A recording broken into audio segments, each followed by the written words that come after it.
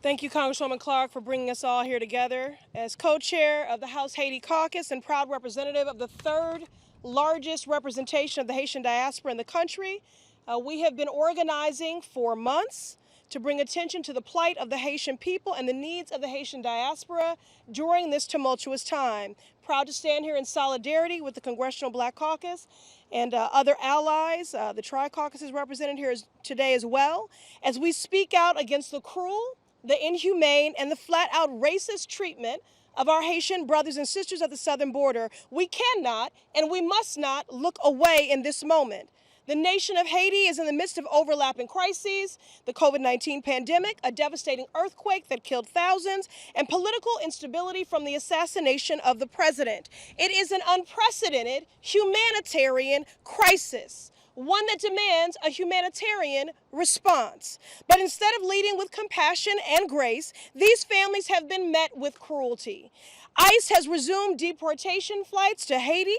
Reportedly, babies under the age of 3 have been on those flights. Families fleeing a humanitarian crisis, seeking a better life in the United States, have been rounded up like cattle, whipped, handcuffed, and detained, sent back to a country where many families have nothing left, where the government lacks the ability and resources necessary to safely receive its citizens, where large swaths of the country are without power or clean water. This is abhorrent. We can and we must do better. The Biden administration must halt these deportation flights and allow folks to make a legal asylum claim, which, by the way, is a human right and legal. Last week, Representative Velasquez and I led more than 50 of our House colleagues in calling on DHS to immediately halt these deportations and do everything possible to support those fleeing the violence on the island.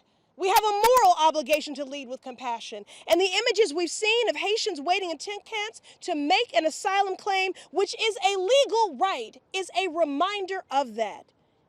Haitian lives are Black lives, and if we truly believe that Black lives matter, then we must reverse course.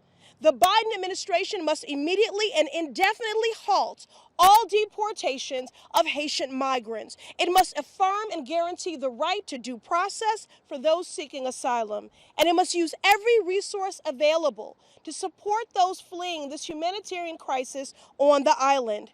We are the United States of America. We have the capacity to do this right.